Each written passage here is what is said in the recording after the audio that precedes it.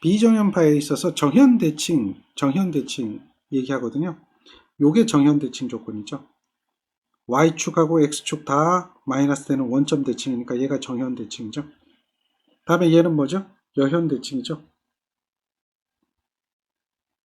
대칭 조건, 얘는 정현대칭이에요. 이해되나요? 어떤 내용인지 아시겠죠? 그 다음에 반죽이 더해주는 거죠. Y축에다 반죽이 더해져서 X축에 의해서 대칭한다. 반죽이 이동하는 거예요. 반죽이를 더했어요. 2분의 t. 그리고 이동했죠. 그 다음에 뭐에 대한 대칭이에요? Y축에다 반죽이 더해주고 X축에 대한 대칭, X축에 대한 대칭. 그래서 얘는 반파 대칭이죠. 자, 이렇게 대칭 조건에 대한 이야기도 찾아낼 수 있어야 됩니다. 뭐 예제 어렵지 않죠? 자, 이 예제를 한번 볼까요? 이런 예제를 한번 보면 이것들은 쉬울 거예요. 얘는 코사인 대칭이죠. 코사인 대칭이죠. 그러면서 반파 대칭입니까? 코사인 대칭은 맞는데 반파 대칭 맞아요, 안 맞아요? 안 맞죠. 코사인 대칭은 됐는데 반파 대칭 아니에요? 사인 대칭 맞습니까? 사인 대칭 아니죠. 그럼 뭐만 존재해요? 직류가 있어야 되고, 다음에 코사인 항인데 코사인 항도 뭐가 있어야 돼요? 홀수도 있어야 되고 플러스 짝수도 있어야 되죠. 그렇잖아요. 그러면 지금 이러한 그 파형을 풀이의 급수 전개를 하게 되면 사인항이잖아요. 없다는 거죠. 코사인항은 있다는 거죠. 코사인항, 사인항은 모두 있는 건 아니죠. 코사인항, 사인항 쓰면서 이것도 아닌 거죠. 지금은 사인항이 없는 거죠. 이해되겠습니까? 그걸 찾는 거예요. 그러니까 풀이의 급수 전개했을 때 어떻게 되는가. 반파 대칭인가 아닌가. 이것을 생각해 보는 거죠. 이해되겠습니까?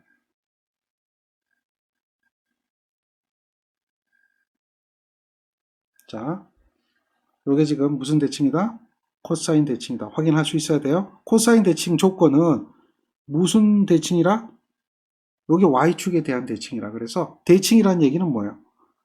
ftxy는 이렇게 물어보잖아요. xy는 뭐에 대한 대칭이에요? x축은 가만히 있고 y축을 마이너스 해줘라. 이런 이야기죠. 그러니까 y축을 반대로 제끼면, 요걸 반대로 옮기면, 요거죠. 요걸 반대로 옮기면 요쪽하고 포개지는 거죠. 그걸 생각하는 거죠. 그래서 그것을 우리는 무슨 대칭이다? 코사인 대칭이다. 이런 것을 잘 기억하고 접근을 하면 됩니다. 실효값을 구하라. 비정연파의 실효값을 구하라. 그러면 어떻게 구한다? 각 파의 실효값의 제곱의 합의 제곱근으로 구한다 라고 하는 겁니다. 따라서 자, 여기 한번 보세요. 여기가 보면 실효값이 100이죠. 실효값이 50이죠. 최대값이 루트 1을 곱해주니까 실효값이 30이죠. 그렇다면 각 파의 실효값의 제곱의 합의 제곱근의 형태로 표현하는 것이 비정연파의 실효값을 구하는 것이다.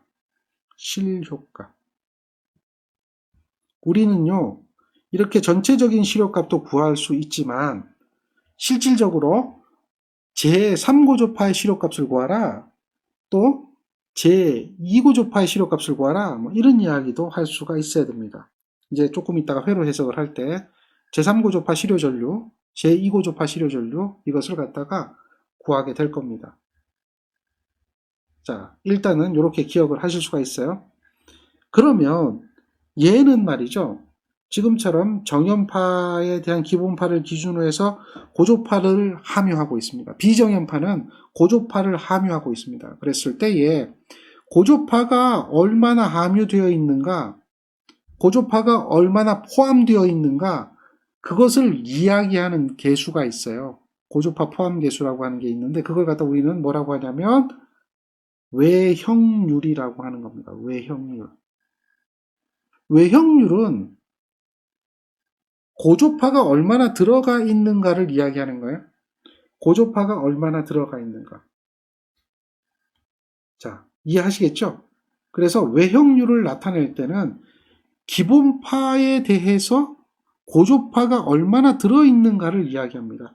기본파에 대해서 고조파가 얼마나 들어있는가. 이해되겠습니까? 기본파 시료값분의 뭐예요?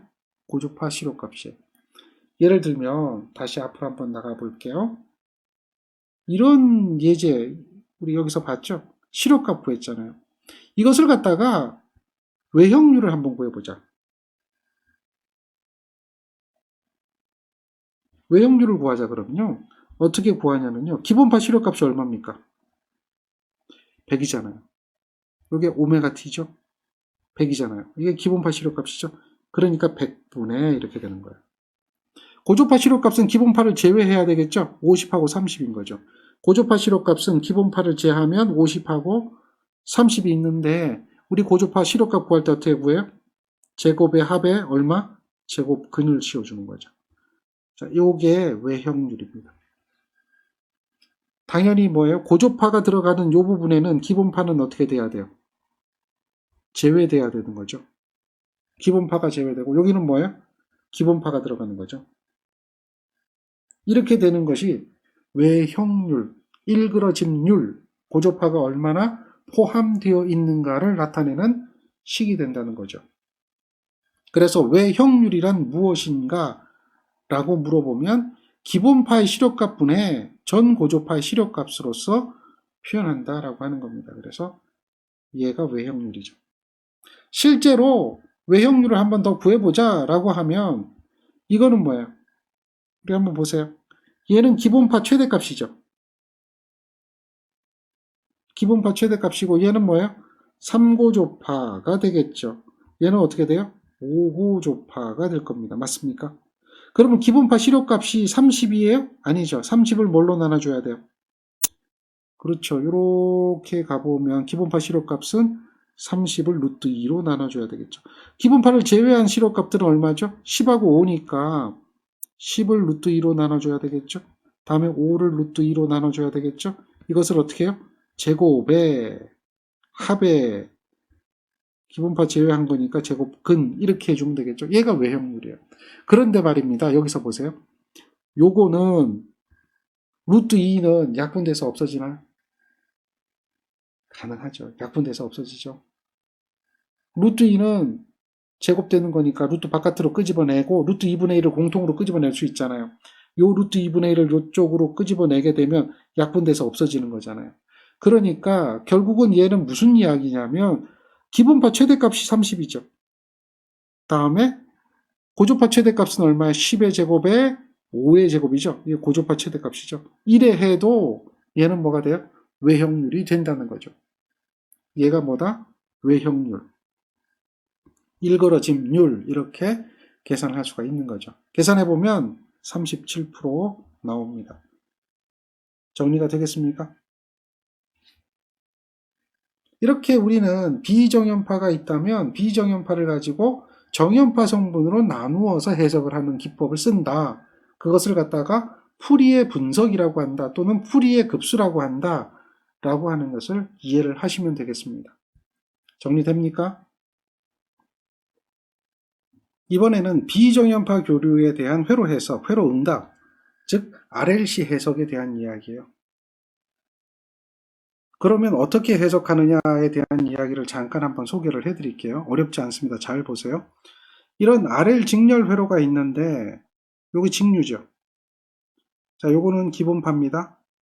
요거는 3고조파죠. 얘는 어떻게 되죠? 5고조파입니다. 이렇게 되어 있어요. 그럼 이거에 대한 전체적인 전류를 구하라. 예를 들면 전체 시료 전류를 구하라. 뭐 이렇게 얘기할 수도 있고요. 또는 소비되는 전력을 구하라. 뭐 이렇게 얘기할 수도 있죠. 그런데 말입니다. 참고로 이걸 한번 살펴보세요. 이러한 전압이라는 것은 지금 얘와 얘와 얘와 얘의 합으로 표현하죠. 그림으로 그려보면 이런 이야기가 될까요? R과 L이 연결되어 있는데요. 여기에 지금 전압이 연결된 게 이렇게 연결되어 있네요. 이렇게 연결이 되어 있네요. R이 얼마죠? 8이고 여기가 j 의 2네요. 오메가 1이니까 요 내용이 주어졌죠. 근데 V가 10이고요. 다음 요거는 어떻게 되죠? 100의 루트 2의 사인의 오메가 t고요. 요거는 어떻게 되죠? 50의 루트 2의 사인의 3 오메가 t 플러스 60이고요. 다음 또 하나는 어떻게 되죠? 60의 루트 2의 사인의 5 오메가 t 플러스 30이네요. 즉 다시 이야기해보면 비정연파에 대한, 합으로 표현했기 때문에요. 비정연파에 대한 전압은 지금처럼 이렇게 몇 개가 있는 거예요? 4개가 쪼르륵 직렬로 연결된 형태다. 맞습니까? 이렇게 연결된 거죠. 그리고 여기에는 뭐가 있어요? R과 L이 있어요.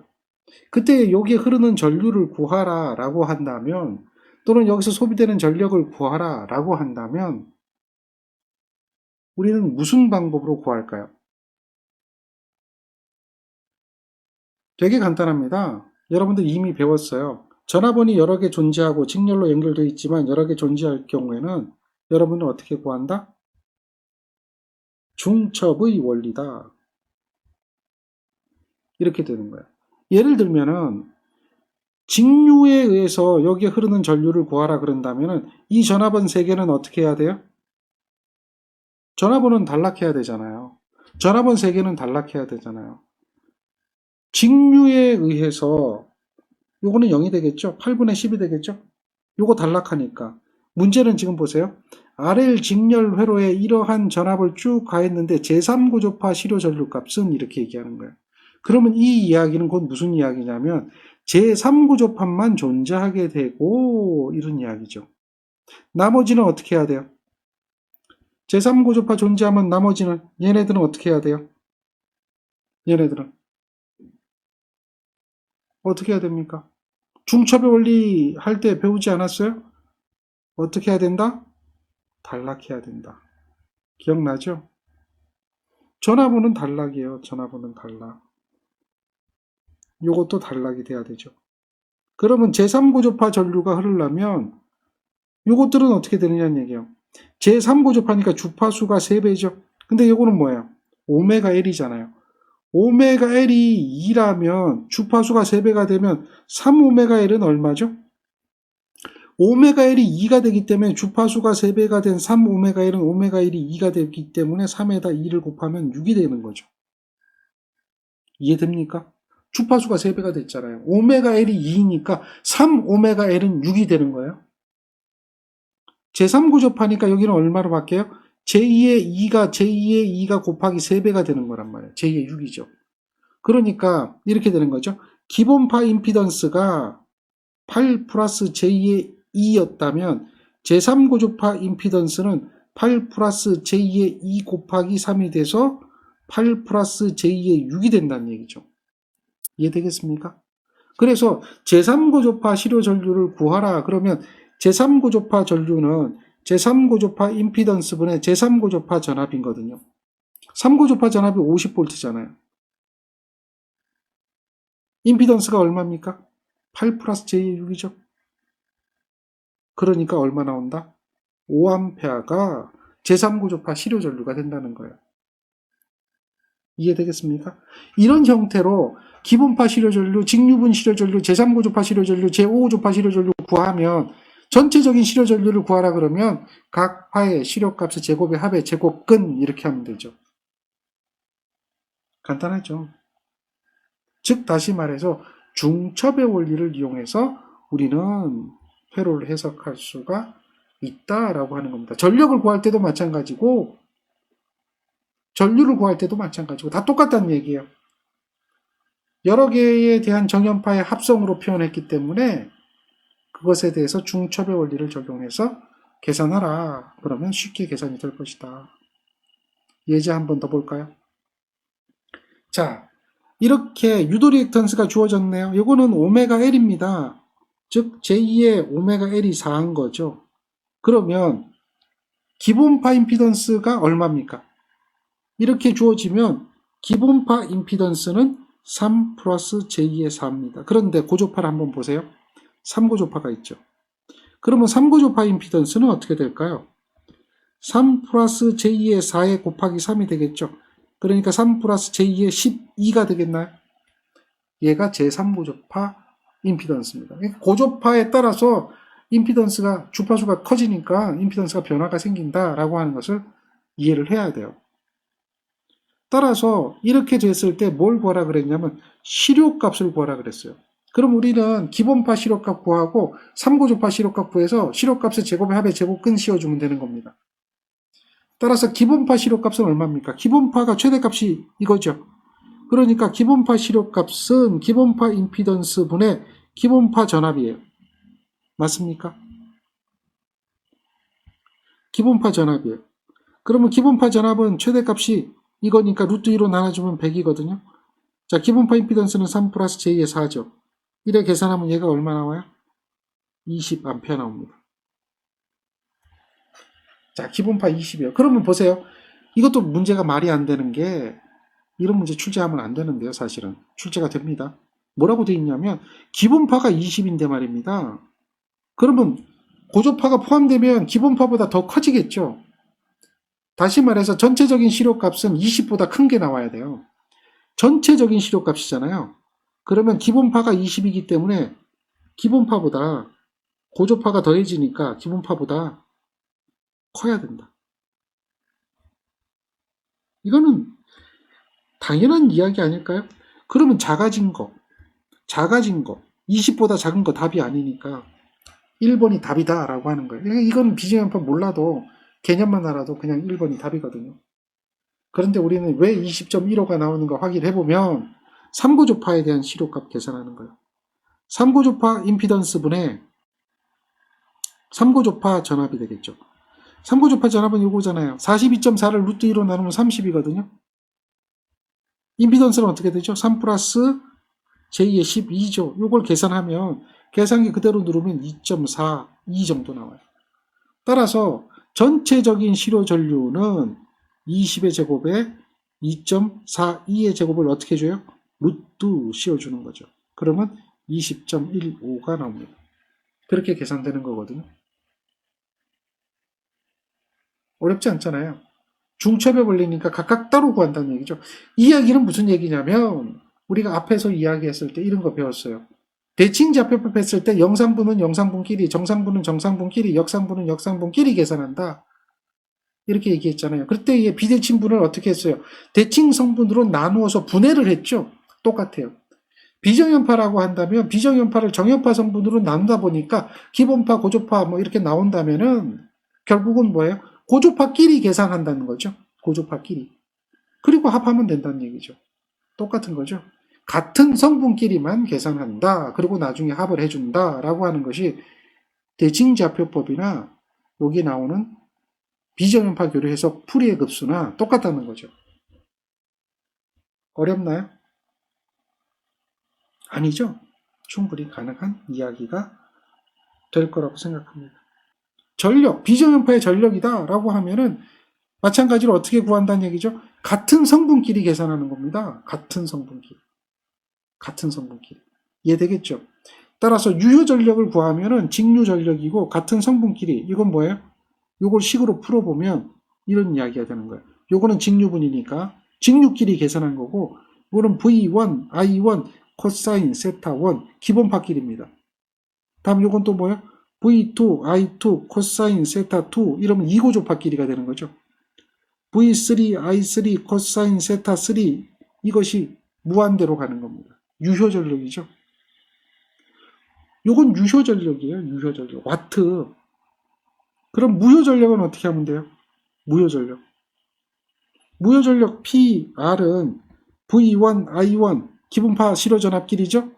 사인의 세타 1 더하기 V2, I2 사인의 세타 2 더하기 이래 가야 되겠죠. V3, I3 사인의 세타 3가 돼야 되겠죠. 맞습니까? 무한대로 가겠죠. 사인이 돼야 되겠죠. 이거 틀렸죠. 무효 전력 바는 사인으로 가는 겁니다. 와트는 코사인이죠. 피상전력은요, 요게 시료값입니다. 시료값은 어떻게 되죠? V는 V1의 제곱에 V2의 제곱에 V3의 제곱 이렇게 가잖아요. 각 파의 시료값의 제곱의 합의 제곱근이죠. 시료값이잖아요, 요거. 전류의 시료값은 어떻게 돼요? 루트에다가 I1의 제곱에 I2의 제곱에 I3의 제곱 이렇게 하겠죠? 각 파의 시료값의 제곱의 합의 제곱근이에요. 그러니까 피상전력은 시료값 곱하기 시료값으로 계산이 되는 겁니다. 즉 다시 말해서 전력이라고 하는 것은 뭐예요? 이걸 잘 살펴보면 뭘 이야기하는 거죠? 잘 살펴보면 이거는 주파수가 같은 성분끼리만 전력이 존재한다라고 이야기하는 거예요. 즉 다시 말해서 주파수가 다르면 고조파가 다르면 전력은 어떻게 된다? 0이다. 주파수가 다르면 전력은 존재하지 않는다라고 하는 거죠. 당연히 역률은 피상전력분의 유효전력이니까 맞는 이야기죠. 그래서 잘못된 거 찾아라 그러면 이건데 우리는 전력에 대해서 이야기할 때 주파수가 같은 성분끼리 존재하게 될 것이다 라고 하는 것을 이해해 보는 거죠. 즉 다시 말해서 이렇게 고조파가 주어진 거예요. 그러면 전력을 계산할 때는 어떻게 하는 거예요? 기본파끼리 계산하는 거죠. 요것끼리. 요것끼리 전력 계산하는 거예요. 기본파끼리. 다음에 요거는 3구조파죠. 다음 3구조파끼리 전력을 계산하는 거예요. 그 다음 요거는 5구조파죠. 그 5구조파끼리 전력을 계산하는 거예요. 같은 것끼리 주파수가 같은 것끼리만 전력이 계산이 된다는 거죠. 따라서 기본파 시료값 위상차 몇 도예요? 30도죠. 그렇죠. 그러니까 기본파 시료값 위상차 30도가 요거에 대한 전력이 되겠죠. 그 다음 또 보세요. 요거는요, 사인 같거든요? 위상차 60도죠? 시료값이 되고 마이너스예요. 그럼 마이너스로 그대로 두면 돼요. 요거 마이너스 그대로 두면 돼요. 마이너스 루트 1로 나눠주고요. 그렇죠? 다음 요거 보세요. 요거는 사인인데 코사인이잖아요. 그럼 여기 5의 사인으로 바꿔주면 돼요. 5배 오메가 t인데 코사인은 사인보다 90도 앞서죠. 이렇게 되거든요. 그럼 요거하고 요거 위상차 비교하면 몇 도 위상차가 나와요? 45도 나와요. 그러니까 요거는 시료값 그 다음에 45도. 각각 따로따로 구하는 거예요. 각각 따로따로. 그래서 요거 따로 구하고 요거 따로 구하고 요거 따로 구한 거죠. 그래서 그거 계산기 눌러주면 다 합을 해주면 어떻게 나온다는 얘기죠? 이렇게 나오는 거죠. 합이 된 거죠. 세 개 다 합한 거죠. 요거는 마이너스 나왔으니까 플러스인데 원래는 마이너스 들어간 거잖아요. 그죠? 그러니까 이제 마이너스로 나온 것 뿐이죠. 그렇게 된 것 뿐이지 뭐 이건 마이너스 된 겁니다. 마이너스는 마이너스로 나와요. 그래서 이거 세 개 다 합하면 이렇게 나온다는 얘기죠. 즉 비정연파의 전력을 계산할 때는 고조파 나눈단 말이에요. 고조파 나누는 건 풀이의 급수 전개인데 그거는 이미 여러분 손을 떠난 거야. 풀이의 급수 전개는 여러분한테 안 물어봐. 그럼 풀이의 급수 전개한 그 결과를 가지고 비정연파를 해석할 때 어떻게 알아? 주파수가 같은 성분끼리 계산하는 거죠. 주파수가 같은 성분끼리 계산하라. 그걸 뭐라고 하는 거야? 중첩의 원리. 이해되겠습니까? 중첩의 원리.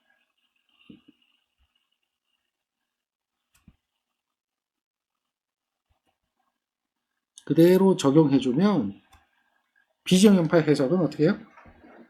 어렵지 않고 쉽게 해석할 수가 있다라고 하는 거죠. 이해되겠죠? 굉장히 쉽습니다. 중첩의 원리를 적용해본다라고 하는 겁니다. 정리하세요. 계속해서 핵심 관련도 문제 풀어보겠습니다. 자, 9-1번은 비정연파를 여러 개의 정연파 합으로 표시하는 방법을 무엇이라 하는가?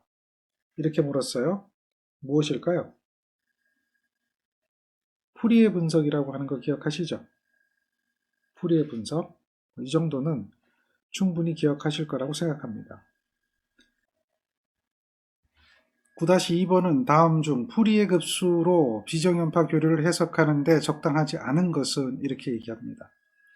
풀이의 급수를 하게 되면 기본적으로 여러분들이 알고 있어야 되는 것들이 있죠. 풀이의 급수를 전개를 하게 되면 당연히 직류분이라고 하는 게 존재하고요. 그 다음에 기본파라고 하는 게 존재합니다. 그 다음에 고조파라고 하는 게 존재하죠. 자, 이때에 반파, 대칭파. 대칭파의 경우에는 어떻게 되느냐 그랬어요. 이거는 기수차항,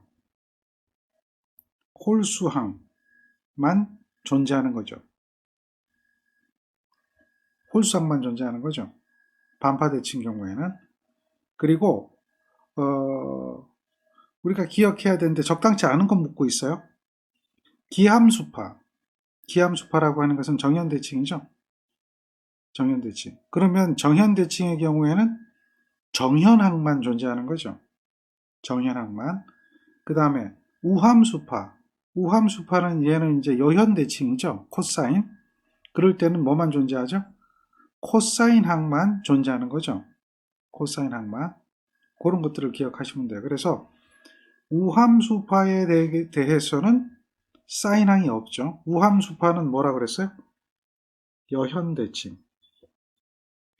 코사인 대칭이라는 얘기예요. 코사인 대칭의 경우에는 뭐만 존재한다? 코사인항만 존재하는 거죠. 코사인항만 존재하는 겁니다. 그 다음에 기함수파의 경우에는 사인항 맞죠? 기함수파. 얘는 뭐예요? 사인 대칭이죠. 그러면 뭐만 존재해요?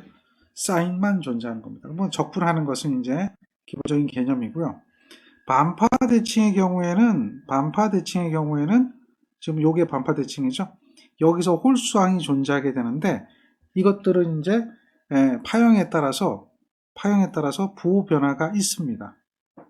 파형에 따라서 플러스 마이너스 부호 변화가 있죠.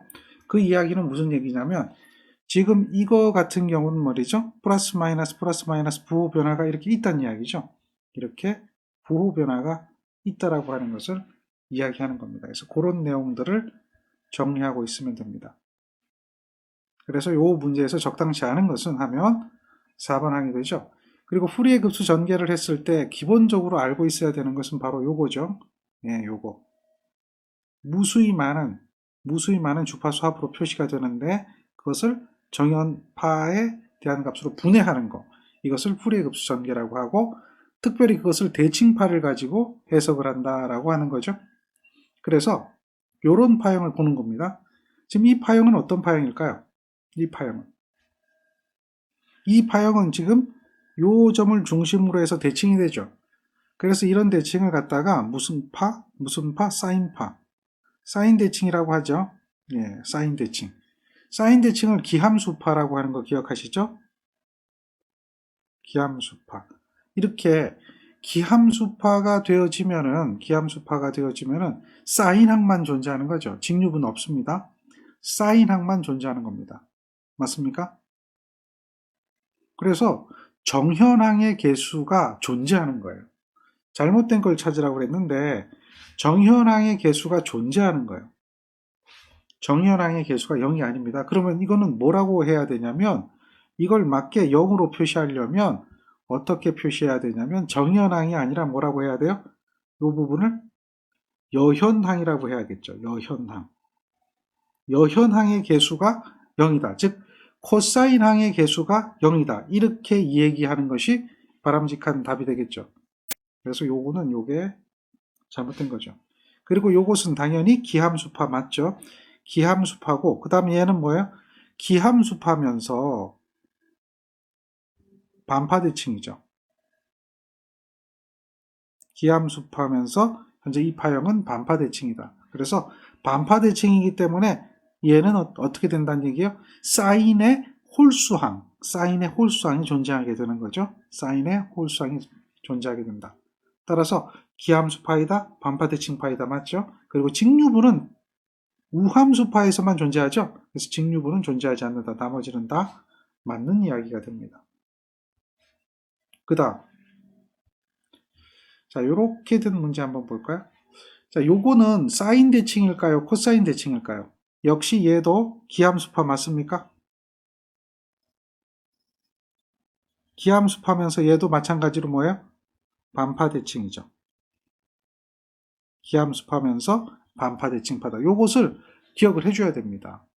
요걸 기억해 줘야 돼요. 그러면 자, 됐습니다. 이러면 한번 보세요. 풀이의 급수 전개로 할 때 옳은 것은 하고 물어요. 옳은 것. 자, 그러면 얘는 기함수파니까 우함수파만 포함한다. 이건 아니죠. 기함수, 기수파만 포함한다. 우수라고 하는 것은 뭘 얘기하냐면 짝수라고 하는 거죠. 짝수. 그 짝수만 포함하는 게 맞습니까? 짝수만 포함하지 않죠? 예. 그럼 기수만 포함한다. 반파대칭이니까 맞죠? 기수만 포함합니다. 얘는 기수. 기수는 뭘 얘기하는 거죠? 기수라고 하는 것은 홀수를 얘기합니다. 홀수. 그래서 홀수만 포함한다. 이게 무슨 대칭이기 때문에? 반파대칭이기 때문에 그렇다는 얘기죠. 반파대칭. 반파대칭이냐 아니냐를 살펴봐야 되죠. 자, 우수파, 기수파, 홀수, 짝수 모두 포함한다. 이것도 아닌 거죠. 이것도 아닌 거죠. 풀이의 급수 전개할 수 있는 거죠. 했으니까 뭐가 존재하는 거예요? 이런 기수파가 포함이 되는 것을 우리는 알 수가 있는 거죠. 예. 그래서 그런 이야기들을 정리하고 있으면 됩니다. 자, 간단한 이야기들입니다. 그 다음 문제를 한번 보세요. 여기서는 뭐라고 얘기하고 있습니까? 반파의 정현대칭인 이렇게 되어 있어요. 이건 반파대칭이고 정현대칭이면 결국 무슨 이야기죠? 사인항의 뭐만 존재하죠? 홀수. 사인항의 홀수만 존재하는 거죠. 자, 이것을 기억하는 거예요. 왜? 뭐 때문에 그렇다는 얘기예요? 반파대칭이고 정현대칭이기 때문에. 그래서 정현은 사인이죠. 따라서 사인항의 홀수만 존재해야 되니까 일단 답을 지워보면 짝수가 있는 거. 요게 짝수가 있죠? 2오메가 t. 2오메가 t 있죠? 이거는 답이 되나요? 안 되나요? 답이 될 수가 없는 거죠. 그럼 이제 홀수만 있어야 돼요. 사인의 홀수만 있어야 돼요. 그런데 얘는 뭐예요? 코사인이죠. 문제는 분명히 사인항이라고 얘기했기 때문에 이렇게 코사인이 들어가는 것은 답이 될 수가 없다라는 거죠. 이것은 답이 될 수가 없어요. 그러니 얘가 되는 거 맞죠? 자, 1, 3, 5가 돼 있으니까 홀수만 된 거 맞죠? 예, 그렇게 해서 풀이의 급수 전개한 결과를 찾아낼 수가 있는 거죠. 마찬가지로 자, 이 9-7번 문제도 한번 보세요. 얘도 지금 대칭이 정현대칭의 반파대칭이라는 걸 알아야 돼요. 이것은 현재 요 원점 대칭이죠. 이렇게 해서 이렇게 가는 거니까 이것이 정현대칭이란 말이에요. 정현대칭이고 그리고 또 뭐가 된다? 반파대칭이다. 이렇게 되는 거예요. 그러면 당연히 뭐예요?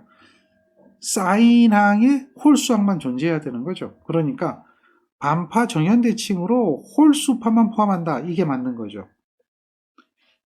정현대칭은 맞는데 우수가 아니죠. 이게 틀렸단 말이에요. 홀수란 얘기죠. 반파 여현대칭 아니죠. 여현대칭 아니죠. 정현대칭이라는 거죠. 그래서 1번과 같은 답을 찾아낼 수가 있습니다. 자, 그 다음 이거 한번 볼까요? 요거는 지금 현재 대칭파라고 보기에는 좀 그렇죠. 근데 이것도 대칭파예요.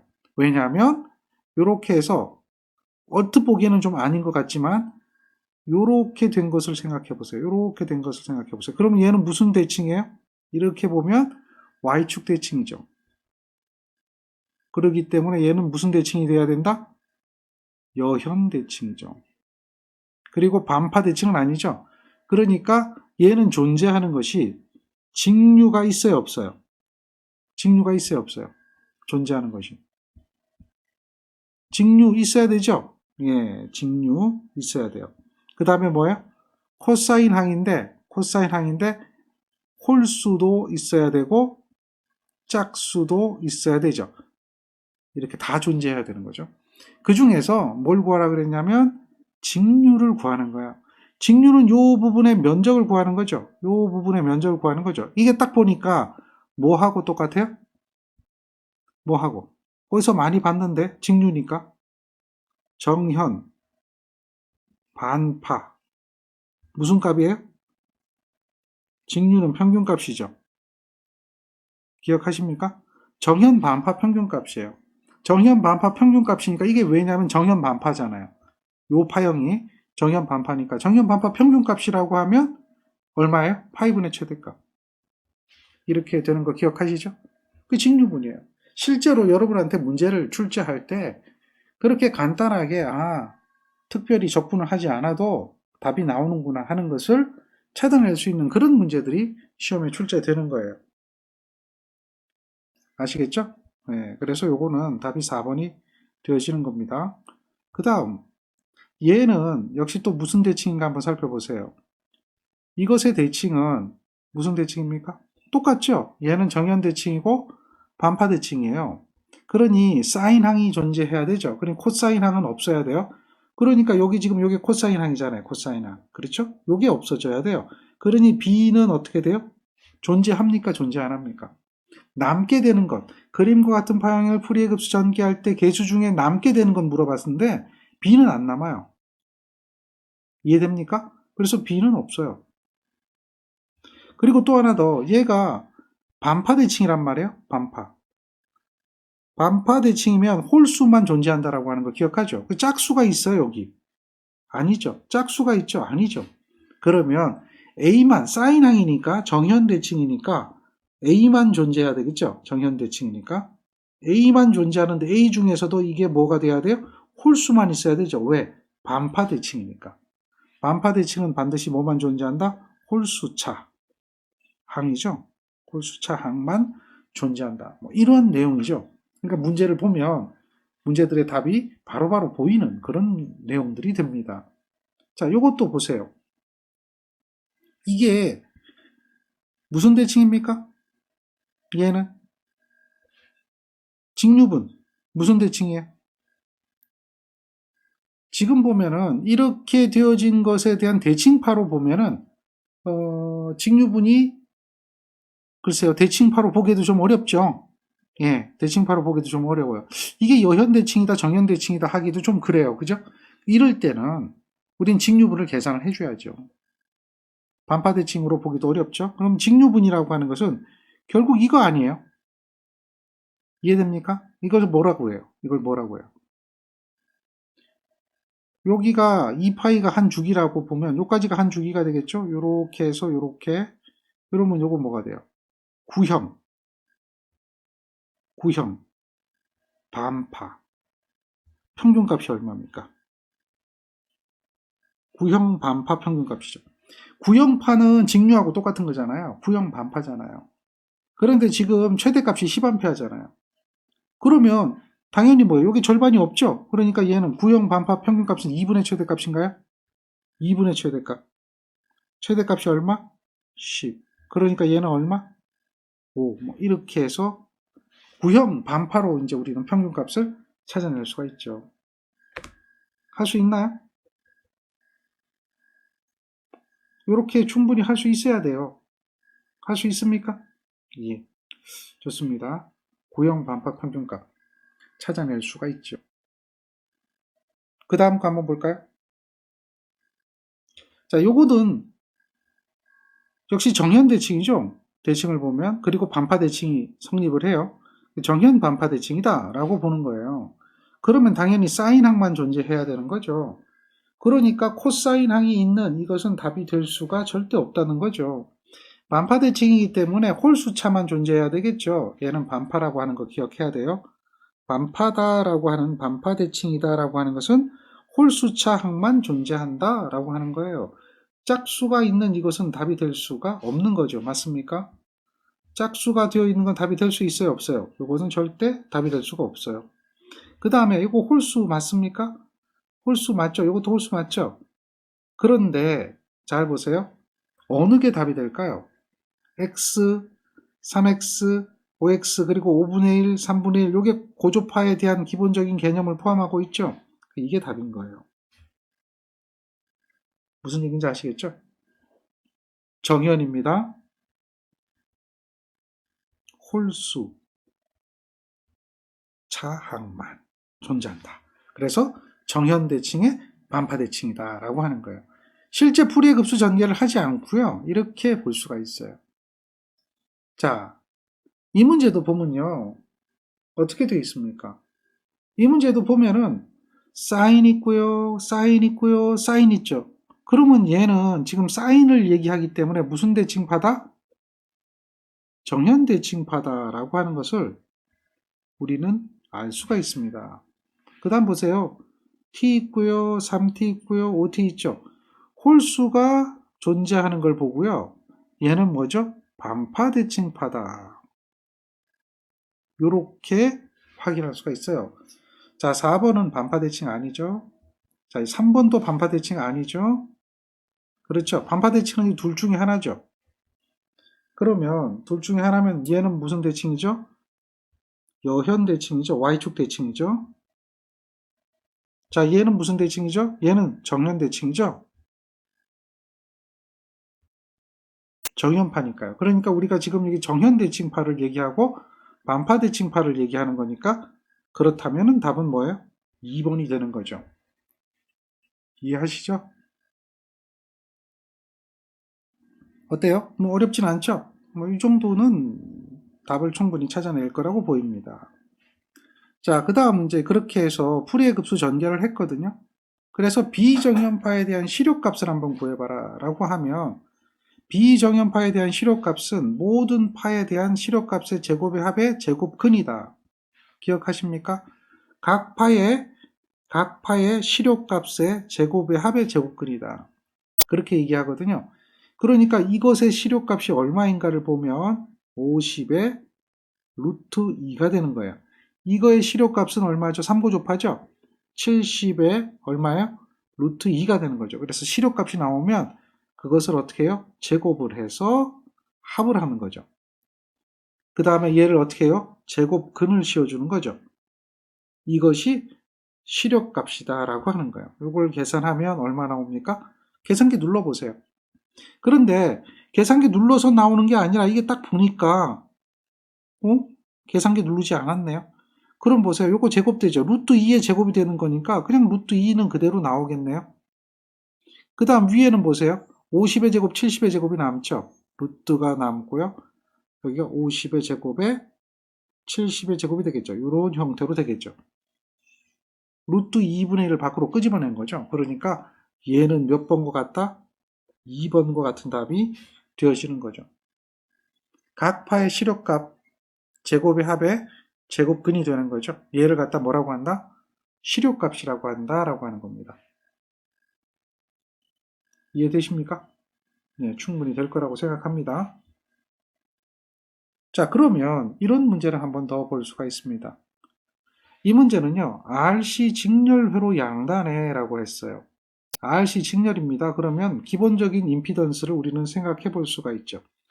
R 플러스 J의 오메가 C분의 1이 기본 임피던스죠. 자, 그런데 여기 보면은 2오메가T라고 하는 게 있고요. 4오메가T라고 하는 게 있죠. 자, 이거는 이렇게 주어진 거예요, 그냥. 대칭파 따지지 마세요. 2고조파하고 4고조파가 주어졌다라고 하고 있어요. 그때에 제2고조파에 대한 실효전류값이 얼마인가라고 물어보고 있어요. 요게 이제 보세요. 오메가 C분의 1이죠. 오메가 C분의 1, 요거죠. 요게 기본파 임피던스면 그러면 우리는 이걸 생각해 봐야 돼요. 제2고조파 임피던스는 저항은 주파수에 무관하죠. 더하기 제2에 뭐가 들어와야 돼요? 2 오메가 C분의 1이 돼야 되겠죠. 2고조파라고 한다는 것은 주파수가 몇 배가 되는 거예요? 2배가 되는 거죠. 오메가가 2오메가가 된다라고 하는 거죠. 요거를 기억을 해줘야 돼요. 그걸 알고 있으면 우리는 2고조파에 대한 전류값을 구하려면 2고조파 전류는 2고조파 임피던스분의 2고조파 전압이거든요. 그러니까 요걸 보세요. 기본파가 얼마냐면 8이고요. 여기가 얼마죠? 12입니다. 그러니까 위로 올라가면 마이너스 J의 12가 되겠죠. 그런데 이걸 보세요. 주파수가 커지면 이 크기는 절반으로 나눠지죠. 2배가 됐으니까. 4고조파하면 4배로 나눠지겠죠. 4로 나눠지죠. 4분의 1배 되는 거예요. 그러니까 이거는 2분의 1배. 이거는 뭐야? 4고조파라면 4분의 1배. 뭐 이렇게 될 거란 말이에요. 그러니까 이게 어떻게 되냐면 주파수가 커지면 작아지기 때문에 C는 8 마이너스 J의 얼마예요? 12를 절반으로 나누죠. 6이 되는 거죠. 그러니까 이고조파 임피던스는 8-J의 6이 되는 거예요. 따라서 여기다 그대로 집어넣으면 돼요. 8-J의 6이 되겠죠. 자, 이고조파 전압의 최대값은 141이네요. 그러니 요걸 가지고 뭘 구해요? 시료값을 구하면 100V가 시료값이 되는 거죠. 왜? 루트 2로 나눠주니까요. 그래서 요게 100V가 시료값이 되겠네요. 그러면 얘가 얼마 흘러요? 10A가 흐른다. 이렇게 얘기할 수 있죠. 어려운 거 아닙니다. 자, 주파수에 따라서 변화가 생긴다. 고조파는 주파수 차수가 증가한다. 뭐 이런 개념이죠. 그래서 이고조파가 되면 주파수가 2배가 되니까 주파수에 따라서 커지는 게 있고 주파수에 따라서 작아지는 게 있다. 그러니까 주파수가 증가되면은 C값은 작아지고 주파수가 증가되면은 L값은 커진다. 이걸 기억해야 돼요. L은 어떻게 되죠? 오메가 있어요. 거기에 L을 곱해주잖아요. 근데 C는 어떻게 돼요? 오메가 C분의 1이잖아요. 그러니까 C는 주파수가 증가하면 그 크기는 작아지지만 L은 주파수가 증가하면 그 크기는 어떻게 되죠? 커진다라고 하는 이런 개념들을 이해하고 있으면 돼요. 그래서 그거에 대한 배수. 2고조파는 2배가 되느냐, 2분의 1배가 되느냐. 4고조파는 4배가 되느냐, 4분의 1배가 되느냐. 그걸 이해하고 있으면 되겠죠. 정리가 되나요? 자, 그 다음. 우리 이제 이런 문제를 한 번 더 다뤄봐요. 여긴 뭐라고 얘기하고 있습니까? 기본파가 80%인 제3고조파와 거기에 기본파의 60%인 제5고조파를 포함하는 외형률, 이걸 물어봐요. 이 이야기는 곧 뭐냐면 외형률이라고 하는 것은 우리가 기억해야 돼요. 어떻게 기억합니까? 기본파 시료값분의 기본파 시료값분의 기본파를 제외한 고조파의 시료값이죠. 기본파 시료값이고요. 기본파를 제외한 고조파 시료값입니다. 이렇게 하는 것을 뭐라고 해요? 외형률이라고 그래요. 근데 지금 보니까 80%, 60% 했으니까 기본파는 그럼 뭘 의미하겠어요? 100%를 의미하죠. 기본파가 100%라고 하는 것이 있는데 그것의 80%, 그것의 60%라고 얘기했잖아요. 그러니까 이 이야기는 곧 뭐냐면 기본파가 1인데 그것의 얼마에 0.8인 고조파와 그것의 0.6인 고조파가 있다는 얘기죠. 그러면 고조파는 어떻게 해요? 제곱에 합에 시료값 구하는 거니까요. 제곱 근을 씌워주는 거죠. 기본파 시료값은 1이니까요. 100%니까요. 이렇게 해서 계산하면 돼요. 요거 계산하면 얘는 얼마 나오죠? 1. 이렇게 해서 외형률이 1이다 라고 찾아낼 수가 있습니다. 이해되나요?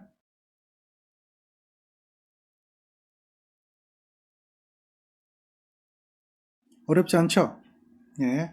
그렇게 구하는 문제입니다. 그 밑에 문제 한번 더 봐봐요. 기본파의 40%인 제3고조파와 20%인 제5고조파를 포함하는 전압파의 외형률은 이렇게 물어봐요.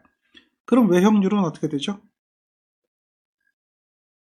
기본파를 기준으로 하기 때문에 얼마예요? 1이 되죠. 그리고 40%, 1에 대한 40%니까 1분의 4, 0.4죠. 20%, 0.2죠. 시료값을 구하려면 제곱에 합에 어떻게 해야 돼요? 제곱근 1에 돼야 되겠죠. 자, 요거 계산하시면 돼요. 요거 계산하시면 숫자로 나오겠죠. 숫자로 나올 거예요. 요게 뭐 요렇게 나올 겁니다. 그게 뭐하고 똑같더라. 요거 눌러보면 되죠. 보기 가나다라 눌러보면은 루트 5분의 1과 같아지더라. 이렇게 돼서 계산기로 찾으시면 돼요. 물론 계산기가 루트 5분의 1을 바로 표시해주는 계산기가 있어요. 그것이면 더 간단하죠. 자, 정리를 한번 해보세요. 그 다음 이렇게 본 내용이 있어요. 자, 우리 전력 계산할 때는 어떻게 전력을 계산한다고 그랬죠? 이거 기억하고 있으면 돼요. 전력 계산할 때. 뭘 기억하고 있어야 돼요? 주파수가 다르면 주파수가 같은 성분끼리 계산한다 그랬죠? 그러니까 주파수가 다르면 전력은 어떻게 될까요? 0이죠. 즉 전력을 계산할 때는 주파수가 같은 성분끼리 계산하는 거 기억하십니까? 주파수가 같은 성분끼리. 이해되나요? 예, 그거 기억하고 있어야 돼요. 주파수가 같은 성분끼리만 계산한다. 그래서 주파수가 다르면 전력은 0이다. 따라서 무슨 얘기냐면 전압이 주어지고 전류가 주어졌어요. 그런데 얘는 기본파만 있고요. 얘는 기본파하고 제3고조파가 있다는 얘기죠. 그렇다면 무슨 얘기냐면 결국 곱을 해줘야 되는데요. 이렇게 곱한 것은 전력이 존재하는 거죠. 그런데 이렇게 곱한 것은 전력이 얼마요? 0인 거죠. 전력이 존재하지 않는다는 얘기입니다. 무슨 얘기인지 알겠죠? 요거는 그 전력의 값이 얼마다? 0이다. 왜? 주파수가 다르니까. 주파수가 같은 것끼리 곱을 하거든요. 그런데 요거 보면 요걸 전개해 보세요. 전압을. 요걸 전개하면 V, 요게 최대값이 되나요? V. 사인의 오메가 t 마이너스 V 사인의 3오메가 t잖아요. 그러니까 V 사인 3오메가 t를 곱한 건 0이 되고 결국 V 사인 오메가 t하고 I 사인 오메가 t를 곱을 해줘야겠죠. V 사인 오메가 t와 I 사인 오메가 t를 곱을 해주면 그럼 전력은 어떻게 돼요? 요거는 무슨 값입니까? 최대값이잖아요. 그러니까 실효값으로 나타내면 어떻게 되죠? 실효값으로 나타내면 V를 루트 2로 나눠야겠죠. 자, 요게 최대값이잖아요. 실효값으로 나타내면 어떻게 돼요? I를 루트 2로 나눠야겠죠. 그래서 전력을 곱하면 이렇게 돼야 되겠죠. 이게 실효값이잖아요. 맞습니까? 실효값으로 계산해야죠. VI 코사인 세타니까요. 코사인 세타 어떻게 돼요? 위상차가 오메가 t하고 오메가 t 같죠? 0도죠. 이렇게 해서 계산하는 거예요. 그러면 전압의 실효값, 전류의 실효값, 그 다음에 VI 코사인 세타, 위상차 0도 이렇게 해주면 되겠죠. 그러면 얘는 어떻게 되죠? 2분의 VI 와트라고 하는 전력을 계산해낼 수가 있죠. 따라서 답은 몇 번이 되나요? 2분의 VI니까 2분의 VI인 요 2번이 답이 되는 거죠. 그러니까 전력을 계산할 때는 주파수가 같은 성분끼리 계산한다라고 하는 겁니다. 주파수가 같은 성분끼리 계산한다. 주파수가 다르면 전력은 0이 된다라고 하는 것을 기억하고 있어야 됩니다. 자, 그렇다면은 9-18번 문제를 한번 살펴볼 수가 있습니다. 9-18번 문제를 한번 보면요. 얘는 어떻게 되고 있습니까? 한번 보세요. 다음 전류와 전압의 짝들 중에서 전력이 평균 전력, 유효 전력이 가장 작은 것은 어떻게 되느냐? 가장 작은 거. 여기서 어떤 전력이 가장 작게 나타날까요? 자, 그러면 요거 2번 보세요. 요거는 뭘로 계산할 수 있어요? 이렇게 얘기하면 복소 전력 계산 가능하죠? 복소 전력 계산 가능하죠? 맞습니까? 그렇죠. 복소 전력 계산 가능해요. 그래서 어떻게 계산하죠? 기억합니까? PA라는 것은 전압의 벡터하고 전류의 벡터가 있다면 그 중 하나를 공획해라. 그래서 계산하면 돼요. 자, 요거는 120파이트, 120파이트 같나요? 그럼 요거 전력 계산 가능하죠? 얘는 어떻게 계산해요? VI 코사인 세타로 계산이 가능하죠. 자, 그런데 말입니다. 요것도 한번 보세요. 오메가 t 가능하죠? 얘도 전력 P는 어떻게 계산해요? VI 코사인 세타로 계산 가능하죠? 얼마인지 몰라요. 계산해보면 나오니까. 그런데 말입니다. 이거 보세요. 이거는 오메가가 다르죠? 오메가가 다른 거예요. 오메가가 다르면 요거는 뭐가 된다? 주파수가 다르다. 이렇게 볼 수가 있는 겁니다. 주파수가 다르면 전력은 얼마라는 얘기죠? 전력은 0이다. 주파수가 다르면 전력은 얼마가 된다? 0이다라는 거예요. 이해되나요? 어렵지 않죠? 주파수가 다르면 전력은 0이다. 이렇게 여러분들 이해를 해볼 수가 있습니다. 자, 그렇다면은 다음 문제를 한번 더 볼까요? 이런 저항에 전류가 주어졌어요. 소비되는 전력을 구하래요. 이렇게 될 때는 어떻게 구하면 된다고 그랬어요? 기억하십니까? 중첩의 원리를 이용하라 라고 한 거 기억하시죠? 중첩의 원리를 적용하라 내기요. 중첩의 원리를 적용하면 우리는 이거를 쉽게 계산할 수 있어요. 다시 말해서 이런 이야기가 되겠죠. 5A가 흐를 때에 대한 전력. 다음에 기본파, 이건 10A네요. 기본파인데 이거는 2고조파네요.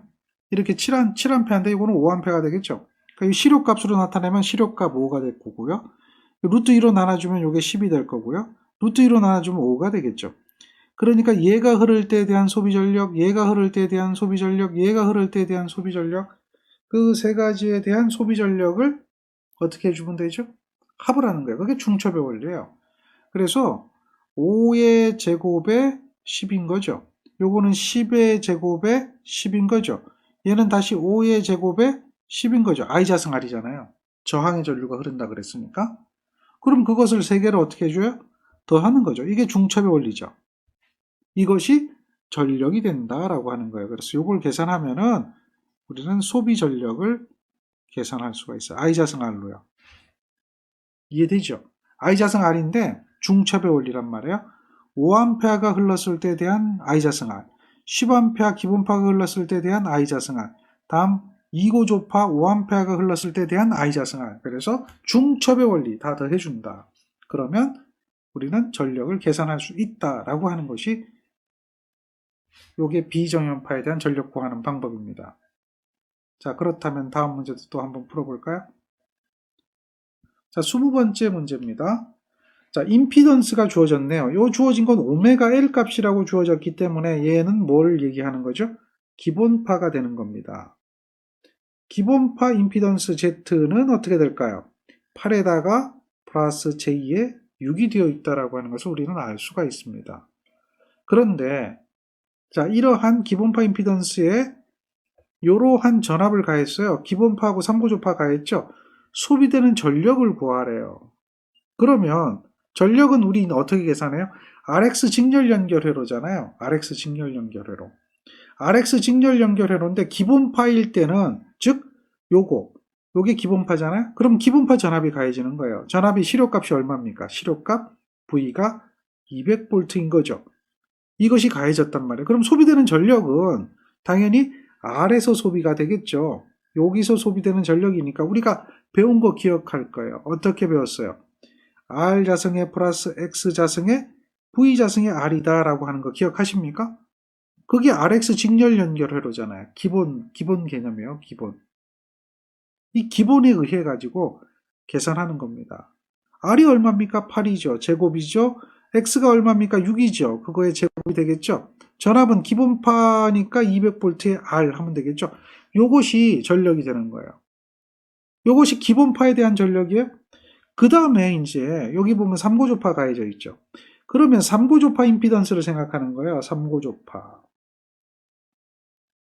3고조파 임피던스 Z3는 저항은 관계없지만 3배의 얼마야? J에 6이죠. 이렇게 된단 말이에요. 즉 J가 이게 오메가 L이잖아요. 오메가가 3배가 되니까 따라서 J6도 3배가 되는 거죠. 그래서 18이 되는 거예요. 그리고 3고조파의 전압은 100V가 시력값이죠. 전압이 시력값이 100V다. 그러면 3고조파에 대한 전력은 똑같아요. R제곱, X제곱, V제곱, R 똑같거든요. 그러니까 R제곱이 얼마입니까? 8제곱, 얘는 얼마예요? 요거의 제곱이 되겠죠. 3배 6이니까. 거기에 얼마예요? 전압은 100에 제곱에 R이 얼마죠? 8이죠. 이거 나온 거거든요. 결국 전력이라고 하는 것은 요 두 개를 더해주는 거예요.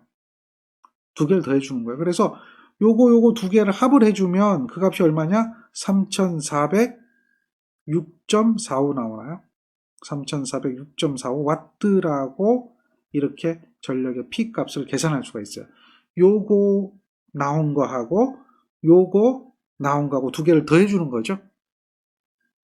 간단해요. 이게 비정연파에 해석하는 거예요. 그러니까 각각 따로따로 구해가지고 그걸 갖다 어떻게 한다? 그렇죠.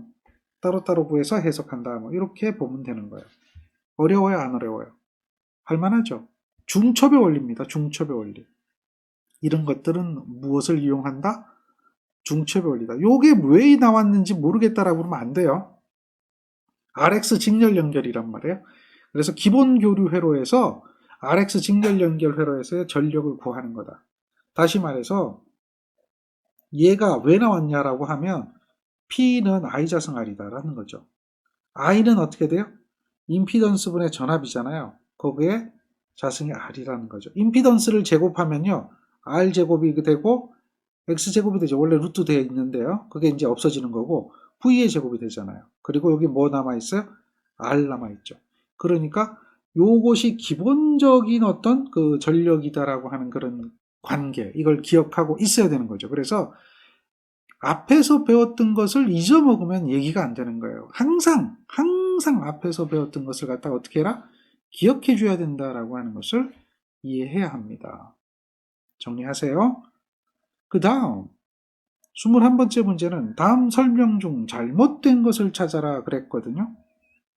자, 어느 게 잘못됐을까요? 역률, 피상전력분의 유효전력 맞나요?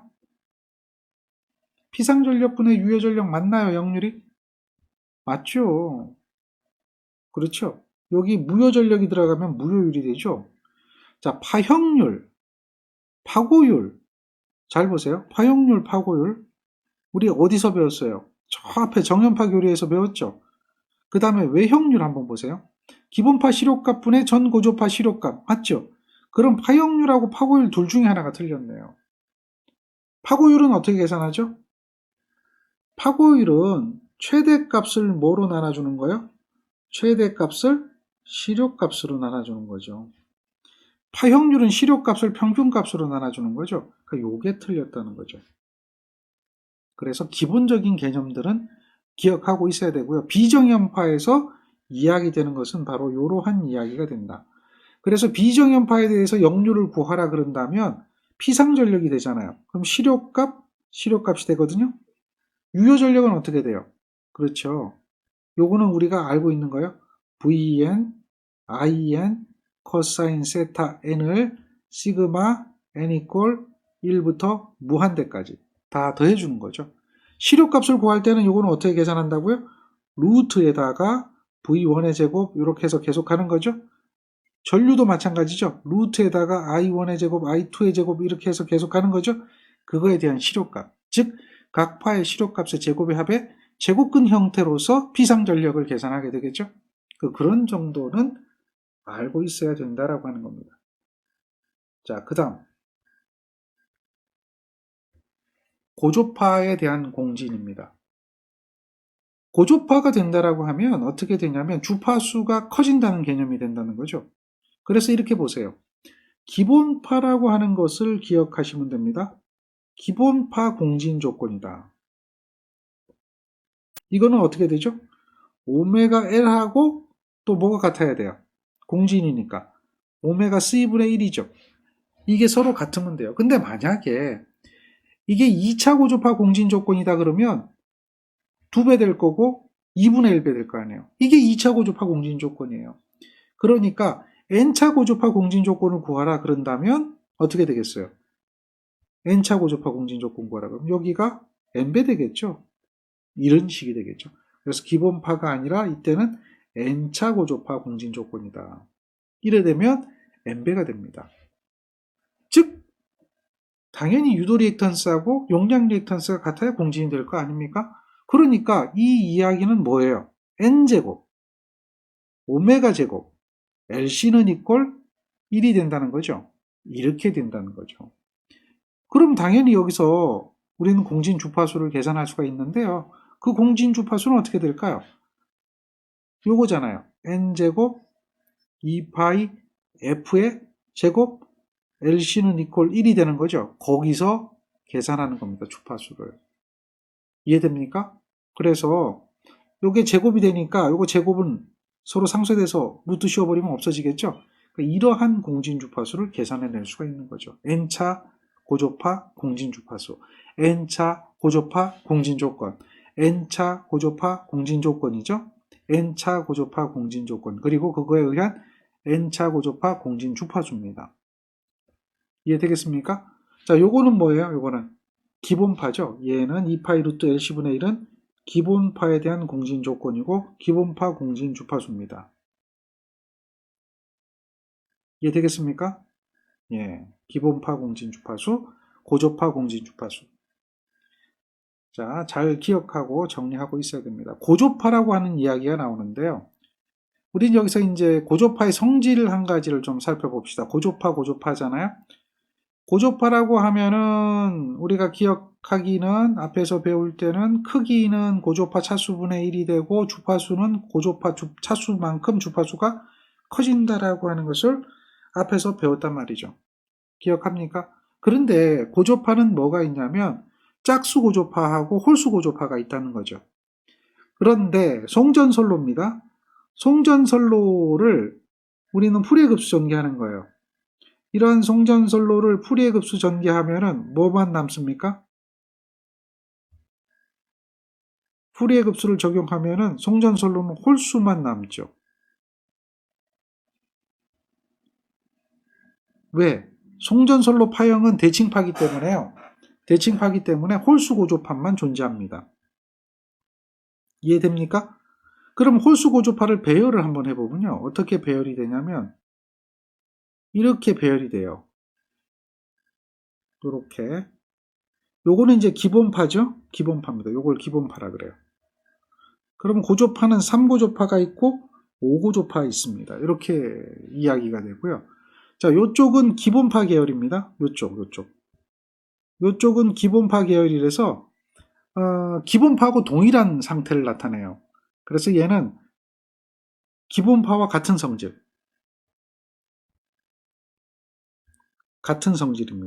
예를 들면 전동기를 가지고 있다면 전동기 속도가 얘는 정회전을 하는 방향이다.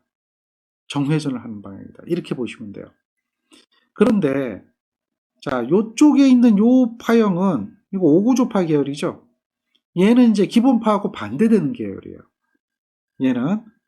얘는 반대되는 거예요. 기본파하고 반대되는 계열이에요. 그래서 얘를 갖다가 우리는 정상이라 그런다면 얘는 뭐예요? 반대니까 역상인 거예요. 역상인 성분들이다. 그리고 요 가운데 있는 놈이 있습니다. 가운데 있는 요거는 아무것도 아닌 거예요. 요거는 이제 영상 정도로 보면 돼요. 기본파의 성질도 없고 고조파의 성질도 없다. 그래서 얘는 상회전이 없어요. 상회전이 없습니다. 그래서 3고조파, 5고조파거든요. 그럼 이제 고조파가 다음 고조파는 뭐예요? 7고조파, 9고조파, 11고조파. 다음 얼마죠? 13, 15, 17. 이런 계열이 나가요. 이해되겠습니까? 그래서 요쪽 계열은 상회전이 기본파와 같은 고조파들이고 요쪽 계열은 상회전이 기본파와 반대되는 계열이다라고 하는 거예요. 그럼 잘 보세요. 이렇게 3의 n의 플러스 1이다 라고 하면 3의 곱하기 1 플러스 1을 하면 얼마죠? 6에다가 7이잖아요. 3에다 곱하기 n이 2가 되면 플러스 1 하면 이거는 어떻게 돼요? 3에다가 1이니까 이게 7이 아니네요. 잘못했네요. 요거는 짝수가 되죠. 4가 되죠. 짝수가 되죠. 그러니까 요거는 아니는 거예요. 요거는 없는 거고 요거는 얼마죠? 7이 되는 거죠. 왜냐하면 짝수 고조파는 없으니까 3에 3에다가 9에다가 이거 1을 더하면 10이 되겠죠. 요거는 존재하지 않고 3에 4에다가 12에다 얼마죠? 1을 더하면 13이 되겠죠. 그러니까 7고조파, 13고조파가 되거든요. 요거 얘기하는 것은 3n의 플러스 1이라고 하는 것은 n이 1부터 무한대까지 가는 거죠. n이 1부터 무한대까지 가는 거야. 요게 n이 1부터 무한대까지 간다면 고조파 차수는 짝수 고조파는 필요 없게 되고 얼마가 남는다는 얘기죠. 이렇게 7차 고조파, 이렇게 13차 고조파 이게 나오거든요. 그러니까 7차, 13차 여기 되죠. 7차 고조파, 13차 고조파 되잖아요. 그거는 뭐예요? 기본파와 상회전이 같은 방향이라는 거죠. 기본파와 상회전이 같은 방향이다. 그래서 기본파와 같은 방향, 기본파와 동일한 거 이렇게 답을 찾아낼 수가 있는 겁니다. 여기에 마이너스가 되면 어떻게 될까요? 만약에 3의 n에 마이너스 1이다 라고 하면 자 여기다가 보세요. 마이너스 1 하면 2가 나오죠. 그러니까 이거는 홀수가 들어가면은 큰 의미가 없어요. 여기서 n은 그럼 뭘 집어넣으면 되냐면 짝수가 됩니다. n이 짝수가 들어가는 걸로 해서 1부터 무한대까지 간다면 2 넣으면 얼마죠? 이거는 5가 되죠. 다음에 3의 n에다가 마이너스 1인데 여기는 얼마를 넣었다고요? 2를 넣었다는 얘기요? 2. 그래서 3에다가 여기다가 2를 넣은 거예요. 그럼 요거는 이제 5가 나올 거고 요거는 4를 넣으면 되겠죠? 4. 이러면 얘는 얼마죠? 11이 나오죠. 그러니까 5차 고조파, 11차 고조파 나오잖아요. 그러면 이거는 3의 n의 마이너스 1이라고 하는 것은 요거는 뭐가 되는 거죠? 여기는 3의 n의 플러스 1이라고 얘기했는데 이렇게 3의 n의 마이너스 1이라고 한다면 얘는 뭐가 되는 거예요? 상회전이 기본파와 반대.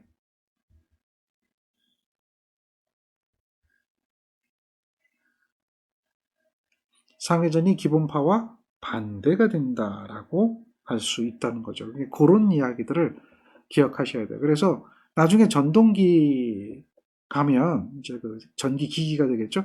전동기 가면은 이제 고조파 때문에 속도가 빨라지는 고조파가 있고 속도가 늦어지는 고조파가 있죠. 그래서 고조파가 들어가면 전동기가 속도가 빨라졌다 늦어졌다 빨라졌다 늦어졌다를 계속 반복하기 때문에 전동기는 웅웅웅웅 한다는 거죠. 그런 현상이 나타날 수 있다. 뭐 이런 것을 우리는 살펴볼 수가 있는 거죠. 그래서 이런 고조파에 대한 성질 이것도 참고하시고요. 따라서 결국은 이제 우리가 전력공학에 가면 송전솔로에는 이러한 고조파 성분이 존재하기 때문에 이러한 고조파 중 성분 중에서 가장 문제가 되는 게 이제 뭐가 제일 문제가 되냐면 제3고조파가 제일 크죠. 그 다음에 제5고조파가 다음에 나오죠. 그래서 3고조파를 제거하기 위한 방법을 주로 많이 쓰는데요. 그 3고조파를 제거할 때 어떻게 제거한다고요? 선간에 나타나지 않도록 하기 때문에 변압기를 델타 결전하는 거예요. 그러면 3고조파가 제거가 되고 5고조파를 제거하기 위해서 이제 직렬로 리액터 설치하는 거죠. 뭐 이러한 것들을 배우게 되는 거예요. 그것을 배우는 게 어디서 배워요? 전력공학. 요런 이야기. 고조파에 대한 이야기를 할 때 요것은 뭐 델타 결선한다, 뭐 직렬 리액터를 설치한다, 뭐 이런 얘기들, 고조파 있는 부분은 따로 분리한다 얘기할 때 고조파를 제거하는 방법을 찾아줘야 되는데 그거에 대한 이야기는 전력공학에서 다루게 되고 그것은 다시 또 어디서 다루냐면 실기, 2차 시험이죠. 고조파에 대한 이야기는 2차 시험에 나온다. 2차 실기 시험. 거기에 고조파에 대한 이야기가 다뤄집니다. 따라서 그 이야기는 차후에 다시 공부하게 되는 그런 내용 중에 하나가 됩니다. 자, 여기까지 풀이의 급수 전개를 한 비정연파 교류에 대한 해석입니다.